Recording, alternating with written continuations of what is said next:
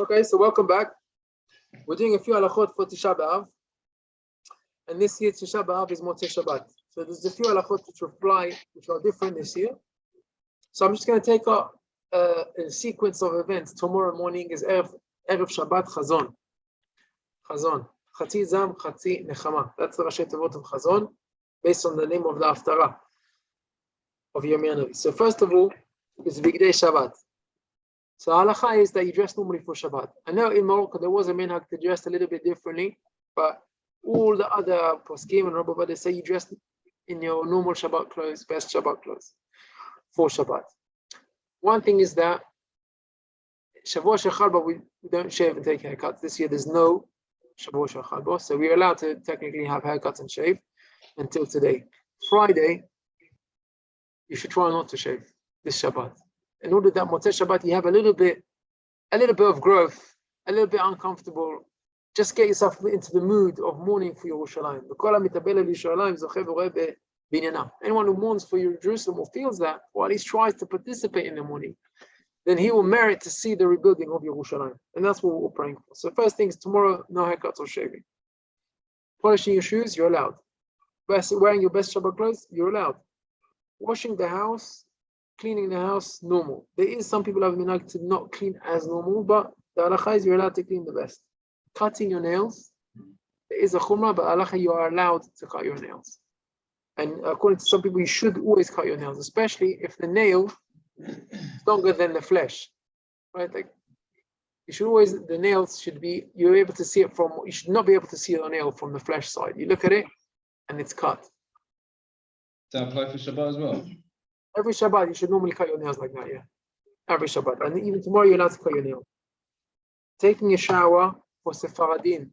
You're allowed to take a shower tomorrow with hot water and soap. Even Ashkenazim, they are allowed to with soap, but with warm water, not hot water. Sorry, what day is this? Tomorrow. Friday. But we would anyway. What's Friday. The question? Not everyone showers, mate. 9 days Ashkenazim. And they didn't actually do a shower. 9 days, yeah. No, so they are allowed, Ashkenazim, they are allowed to shower with warm water, not with hot water. Okay?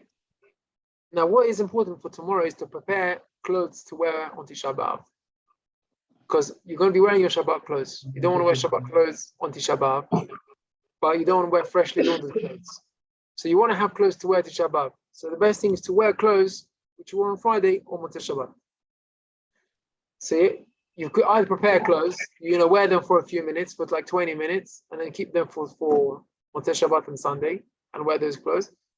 Or just carry on wearing those clothes, but make sure they're clean enough that you want to wear. You don't want to be wearing dirty clothes. There's no mitzvah to look bad, but you just want to feel fresh, not to have that freshness of fresh clothes, wear them for a few minutes. Okay, maybe even 10 minutes is enough, just to feel that you're losing the freshness. So that is very important. Okay, things which are asur in Tisha B'Av. So maybe we'll start before that. When do we start? My notes. Yeah. If you forgot to prepare, then what you can do is if you take a nap on Shabbat afternoon, as you wake up, you can wear fresh clothes, and that you can continue wearing for Tisha B'Av. You shouldn't even change your underwear clothes. What you should do is, if you're waking up on Shabbat afternoon, then that's when you should change. So you're wearing fresh underwear clothes for Shabbat, and then you continue wearing that for Sunday, and then after Sunday you can change. And that's the basic clothes that we need. On Shabbat itself, we eat meat. We eat the best food, like you have normal on Shabbat. Whatever you normally eat, you eat on Shabbat. There is minhag in Morocco to eat less on Shabbat Chazon, but you should still eat meat. And if you don't eat meat, and you usually do eat meat, then it's called Avera, because there's no Avelut on Shabbat. Even Sudah Shlishit, which is called Sudat Mafseket, there's no Sudat Mafseket this year. So you have fish and vegetables, what you normally eat every Sudah Shlishit, that's what you eat this year. But you should do it a little bit earlier, which means you need to finish maximum by Shkiat HaChama. Usually, it's by sunset. Normally, we lengthen the Sudah Shlishit, right until nightfall, Tzeta Kochavim. But because it's Tisha B'Av, So we cut all the eating and drinking until Shkiat HaChama. Now, even if you do Birkat Hamazon, of Suda Shlishit, you can still have a drink or snack until Shkiat HaChama. So you have to check the times when it's by you.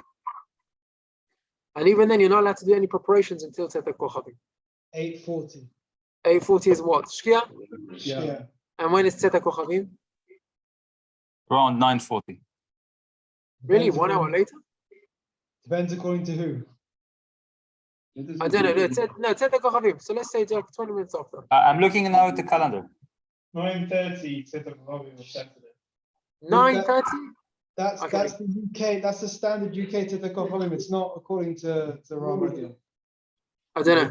But it sounds very late. But basically, what it would is that you need to stop drinking and eating before Shkia. And after Tzet HaKochavim, I don't know, in Israel, it's just 20 minutes after that. Yeah. So the 20 minutes here is 9:02, but that's not the minhag of England is to go by.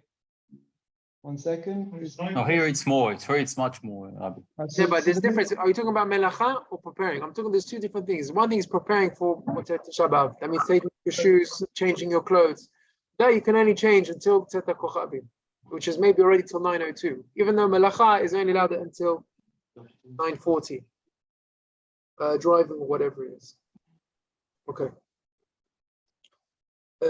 So we said Suda Shlishit, you can drink wine, eat meat, sing songs until Shkia. Then you are allowed to brush your teeth. On Shabbat, the only prohibition of brushing teeth is if you bleed. I bleed every time I brush my teeth. So I can't brush my teeth on Shabbat. What I do is you do mouthwash. Mouthwash, you can do, that's the best. But if you normally brush your teeth every single day and you don't bleed, and you know for sure that you're not going to bleed, then you can also brush your teeth before the fast. Brushing too hard, Rabbi. Sorry? Brushing too hard, Rabbi.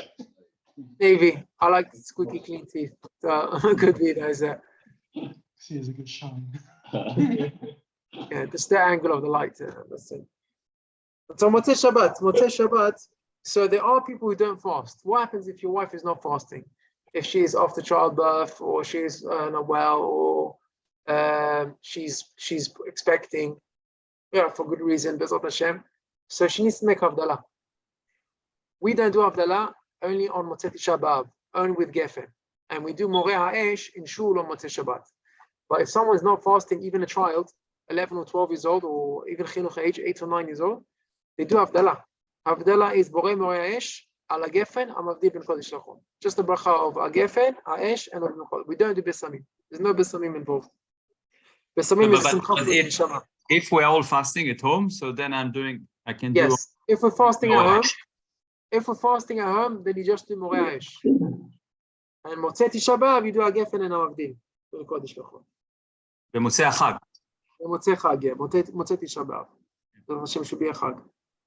Okay. Right. Now, on Tisha B'av, there's a lot of things which you have to remember not to do. So there's 5 basic inuyim, which is not allowed. Let's go through them. Eating and drinking. Sicha, that means ointments, hand creams and ointments, not for treatment, just for pleasure, is not allowed. Rechitza, washing hands. Don't wash our hands, only up to the knuckles, netilat yadayim, with the only exception of the Kohen. Even a Levi who washes his hands to wash a Kohen only washes till the knuckles. Only a Kohen washes the full hand. Even though it's tzom nidche? Yeah, this is this one. Let me guess right. Yeah, there's no leniency with that. With tzom nidche. There is leniency that you're allowed to wash your hands if they got dirty. Obviously, if you're changing a nappy or if you got dirty, then you can clean that part of the hand, wherever part of the hand is. But when you're washing your hand for netilat yadayim, for the bathroom or for the morning, only till there. When you wake up in the morning, you're allowed to not wash your face. You're only allowed to, with the water after your netilat yadayim for your hands, just to rub your eyes with the water to get the, the fluff off your eyes with that water, and that's it. We go with a groggy mouth and a groggy face and groggy clothes and groggy stubble, and we go to synagogue and Hashem, listen, we can't take it anymore. We want you back. We want you back in our lives. We want the Beit HaMikdash. We're sick of it. We don't want to be here on our own all the time in this world. We want closest. This is what we want. We want a Beit HaMikdash. That's the Tzara Shechina. Oh, if somebody is not fasting, then they can wash their hands normally. That's the leniency that there is. There is a leniency. If someone needs to swallow medicine, you can swallow medicine without drinking. And if you need to drink, then you make yourself like a bitter drink, a bitter tea, like with no sweetener, and just to swallow what you need for the pill. That is also allowed. So we said, second, let's say, right, just get the 5 things: eating and drinking, hand creams and ointments, washing, shoes, no leather shoes. Leather shoes mean leather soles. If they have a leather top, or if they have, if it's fake leather, plastic, which is the more it looks like leather, that's also allowed. Sports shoes and trainers are allowed. According to Rabbi Yashiv, you shouldn't really wear the best, most comfortable shoes, but they are allowed halachically. And the 5th thing is also not to be with your wives. Tashmish Hamita, we still put separate beds on Tisha B'Av. Learning Torah is also not allowed. Learning Torah is one of the pleasures which is Mesamech Adam. Even if a person wants to study Torah, there's only certain things which he's allowed to study. Halachot Avelut, the laws of mourning, or anything which has got to do with the Churban Beit HaMikdash. Not to be Masiach Dat. And that's until Mincha. Until Mincha, no, the whole day. There's 2 things. Not to be Masiach Dat is until Chatzot. I'm going to talk about that in a minute. I'm talking about now learning Torah. Learning Torah, you're not allowed to learn Torah the whole day. The whole day, the only things you should be studying Torah is something which has got to do with Churban Abayit, or Avelut, or things which is going to be Musar. So you can do, that's what people, watch things about the Holocaust, read books about the Churban Abayit, or learn things which is Avelut. Somebody who can't learn and can't study is allowed to read Tehillim. But otherwise, even Tehillim shouldn't be read, because we have to be focused always on Avelut. Are you allowed to go to work? So Melacha. So the day of Tisha B'Av, it's not like Shabbat. You're allowed to drive and do Melachot wherever is necessary. However, you're not allowed to be Masiach Dat from Avelut. Someone who's mourning, Metom Mutal Befanav, he's crying. He doesn't go to work. And Halacha says anyone who does work on Tisha B'Av, Lo Re Siman Bracha Memelacha Zo. There is no bracha. So no one wants to work for free. Actually, going to work, there's no problem with getting into the car and going to work if you have to be there. But you shouldn't be working, there's no bracha coming from that. And you shouldn't be Masiach Dat. So I know somebody, he has to go to work because he's going to work, and I don't know, he's like listening to Shiurim on Tisha B'Av, and that's what he's doing. That's until Chatzot. After Chatzot, it's more leniently, and you can do other things. What other things? So there's minhag marokah to clean the house. To wash the floor, to clean the house, to prepare food for Motzei Chag, that is allowed. To have a rest, you can have a rest. But in the morning, that's the time to have shiurim, to listen to shiurim. There's another important halacha. You're not allowed to greet people, saying hello, shalom. It's not time for greeting. And if someone says to you, oh, hi, how are you? They're all excited. So how do you answer back? It's rude not to answer them back. So you just answer back, yeah, hi, in a low, soft, broken voice. Hi, it's Tisha B'Av today. Like that. That's it. That's all on the whole morning. And it's not time for going out on trips and going seeing things. It's not time. They used to actually go to graves and Kivrei Tzadikim on Tisha B'Av in the afternoon. I remember once going with the Rosh Hashiva on obligated to, but it's just to sit on the floor, sit by yourselves. Amar Kadosh Baruch Hu, God said, somebody who's Shemet Lo Beno, someone whose son died, what does he do? He just sits in the corner by himself. That's what the pasuk says. Badad. Yashav Boded V'idom. He's sitting on his own quietly. That's how we're feeling. And there's a purpose in that morning. Don't feel like you're doing nothing. You're doing the most important thing you're doing by sitting there and morning saying Hashem, I'm here because I'm mourning for the Beit HaMikdash. That's the best thing you're doing. That's Tzion Mevakesha, Doresh Tzion. There's one halacha, I don't know if people know this, about holding children. And you have to hold the baby and play with the baby. Children are affectionate, children make you smile, they make you good, they feel you in a good mood. So there's a halacha of a morning person is not allowed to hold the baby. Unless he's crying. If they're crying and he needs for the baby to calm him down, then of course you have to pick him up. The baby doesn't need to suffer because it's Shabbat. You pick him up, you feed him, you pat him on the back, okay? When he's calm, you put him down. And then we go back to think about the morning. Motzei Tisha B'Av. So normally there's different halachot because the fire of Beit Midrash carried on until the morning of the 10th.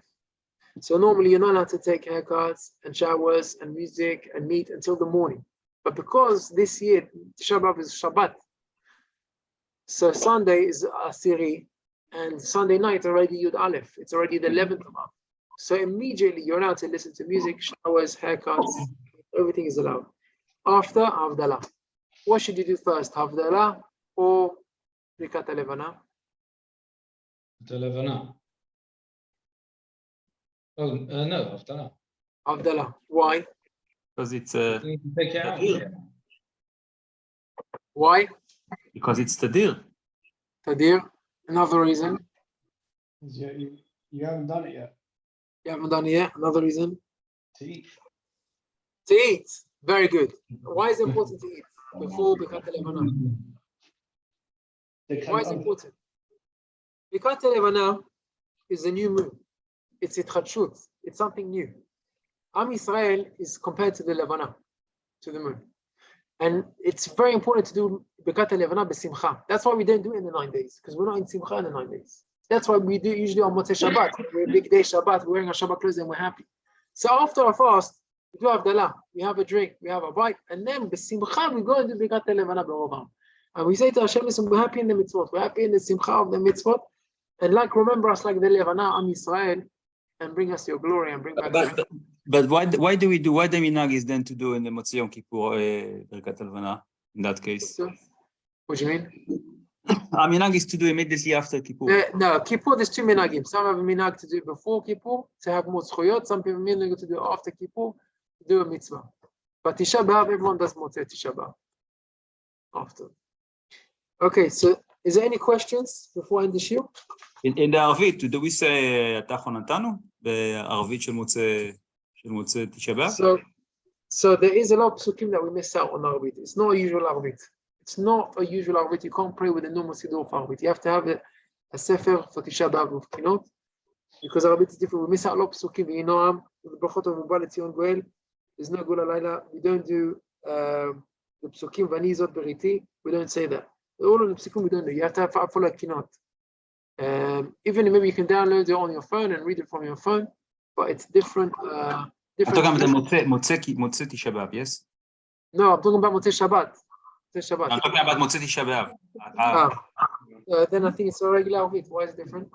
לא, אומרים, Atachon Antanu like Motzei Shabbat, when we had the extra. No, regular. That's what you usually say. I didn't understand your question. Sorry, Gilad. Okay, thank you for listening. Is there any other questions? Thank you, Rabbi. Thank you for joining us. I wish you Laila Tov. Thank you for listening. Thank you for staying to the end. Good night, Maor. Good night, Joe.